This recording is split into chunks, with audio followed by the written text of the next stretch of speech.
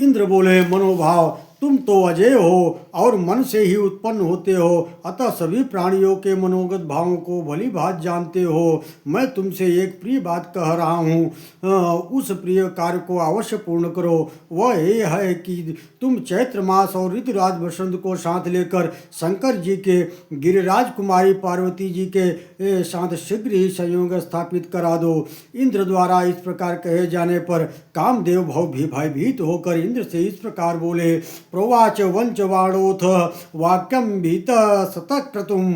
इस प्रकार उन्होंने कहा। कामदेव ने कहा, जगन्नाथ, आप क्या आप यह नहीं जानते कि देवादिदेव शंकर को वश में कर लेना सहज नहीं है। उन महादेव की इंद्रियां विकार रहित है, इसका भी ज्ञान तो आपको है ही, तथा साथ ही महापुरुषों की प्रसन्नता और क्रोध भी महान ही होता है। इंद्रदेव, जो लोग सामान्य को छोड़कर विशेष की आकांक्षा करते हैं, उनका सामान्य से पतन हो जाना ही निश्चित है।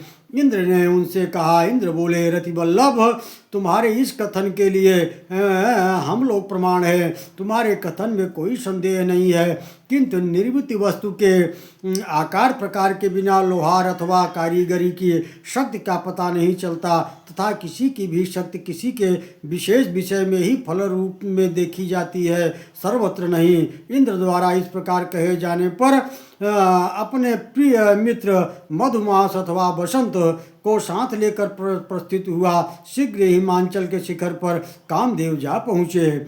उसने सोचा कि जो लोग महान लक्ष्य से युक्त और अटल निश्चय वाले हैं, उनके मन को जीतना अत्यंत कठिन है, अतः सर्वप्रथम उसी को ही क्षुब्ध कर निश्चय रूप से विजय प्राप्त की जा सकती है। इसके लिए मैं भयंकर ईर्षा नाम की महासखी को चपलता के मस्तक पर स्थापित करूंगा। तत्पश्चात धैर्य के प्रवाह को विध्वंस करने वाली महान बलवती मन की उस उत्कृष्ट विकृति शंकर जी पर विनियुक्त करूंगा। वहाँ धैर्य के द्वारा द्वारों को बंद कर तथा संतोष को दूर हटाकर कोई भी ऐसा उत्कृष्ट विद्वान नहीं है जो मुझे जानने में समर्थ हो सके। अतः अब मैं रमणीय साधनों के संविधान से उन स्थिरतात्मा शंकर जी के इंद्रिय समूह को ढककर उनकी तपस्या को भंग कर दूंगा। हरिश्याम हरश्याम तपस्यस्य स्थिरात्मनः इंद्रियाग्राममावृत्य रम्य साधन संबदी। इस प्रकार सोच विचार कर कामदेव प्राणियों के पालक शंकर जी के उस आश्रम पर गया जो पृथ्वी का सारभूत था। ऊपर आकाश मंडल में गणेश्वर विराजमान थे, वहीं एक ओर वृषभराज नंदीश्वर निश्चिंत भाव से बैठे थे। वहाँ कामदेव ने त्रिनेत्रधारी शंकर जी के निकट किसी दूसरे सुंदर पुरुष को देखा। उनका नाम वीरक था। वह जगत के वीरों में प्रधान था। उसकी शरीर कांति शंकर जी के समान थी। वह विषैले सर्पों के आभूषणों से विभूषित हो निश्चिंत भाव से बैठा हुआ था। तदनंतर कामदेव की दृष्टि क्रमशः धीरे धीरे निकट प्राप्त हुए शंकर जी पर पड़ी, जिनके कमल दल के सदृश नेत्र अध खुले थे, जो अपने सुंदर नेत्र द्वारा सीधे नासिका के अग्रभाग को देख रहे थे। उनके कंधे पर सिंह के चमड़े का ऐसा लंबा उत्तरी लटका रहा था। कानों में कुंडल रूप में पहने हुए सर्पों के मुख से निकलती हुई निश्वास अग्नि से उनका शरीर पीला दिख रहा था। उनकी लंबी जटाएं खप्पर तंबू की तुम्बी तक हिलती हुई शोभा पा रहे थे। वे वासुकी नाग की सैया बनाकर उसके नाभि मूल पर बैठे हुए तपस्या कर रहे थी।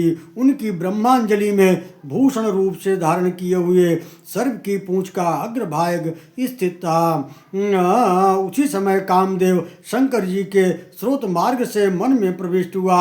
ददर शंकर कामम काम प्राप्तंतिकम शनैः ततो भ्रमर झंकार मलम बिंद्रुषानुकमम प्रविष्टम कर्णरंध्रेण भवस्य मदनोमव। उनके कर्णरंध्र में स्रोत मार्ग से प्रविष्ट कर गए।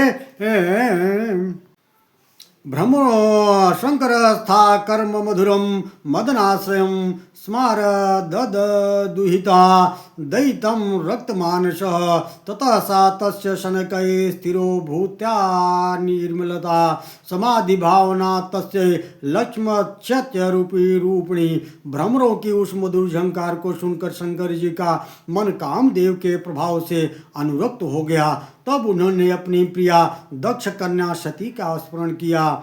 उस समय उनकी वह निर्मल समाधि भावना धीरे धीरे तिरोहित हो गई। वे विघ्नों द्वारा लक्ष्य के अवरुद्ध हो जाने से सती को तन्मयता को प्राप्त हो गए। थोड़ी देर बाद जितेंद्रिय होने के कारण शंकर जी इस कामजन्य विकार को समझ गए। फिर तो उनमें थोड़ा क्रोध की झलक आ गई। तब उन जटाधारी ने धैर्य धारण करके अपने को कामदेव की स्थिति से मुक्त करने के लिए योग माया का आश्रय लिया। उस माया से आविष्ट होने के कारण कामदेव जलने लगा। वह कामदेव शंकर जी के हृदय से बाहर निकला और उस पास ही खड़ा हो गया। उसका परम स्नेही मित्र मधु चैत्र मास बसंत भी उसके साथ था। कामदेव ने शीघ्र ही शंकर जी के वक्षस्थल पर अपने मोहन नामक बाण को छोड़ दिया। वह विमोहन नामक पुष्प बाण विनाशकारी भगवान महान प्रभावशाली कठोर विशाल था। वह शंकर जी के शुद्ध हृदय पर जा गिरा, जिससे उनका हृदय घायल हो गया शंकर जी का, और उनकी इंद्रियां विचलित हो गई। फिर तो पर्वत के समान धैर्यशाली होने पर भी शंकर जी कामोन्मुख हो गए कि तदुपरांतो बभूव वदने नेत्रम तृतीय मन लाकुलम रुद्रस्य रौद्रपूषो जगत संहार भवम गमितो ततु तम भस्म सा कृत्वा हरि नेत्रोद्भवो नलः। तदुपरांत क्रोधाग्नि से उत्पन्न हुए भयंकर हुंकार के महान शब्द से युक्त मुख के ऊपर क्रोधाग्नि से उद्दीप्त तीसरा नेत्र प्रकट हो गया, जो भीषण रूपधारी शंकर जी का जगत संसार कह करने वाला भयानक रूप था। तब जटाधारी शंकर जी ने अपने निकट ही खड़े हुए कामदेव की ओर दृष्टिपात किया।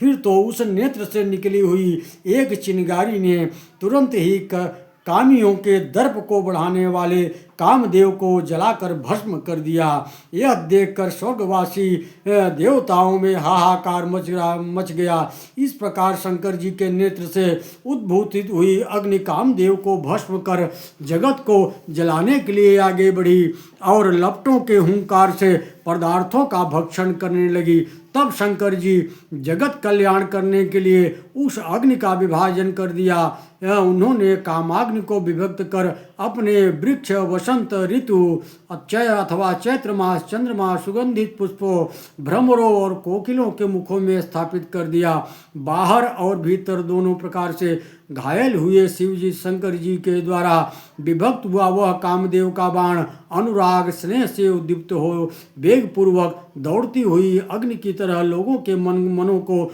क्षुब्ध करने लगा। उसकी उन्नति को रोकी नहीं जा सकती थी। वह इतना भयंकर थी कि उसके प्रतिवेद का कोई उपाय बड़ी कठिनाई से हो सकता था।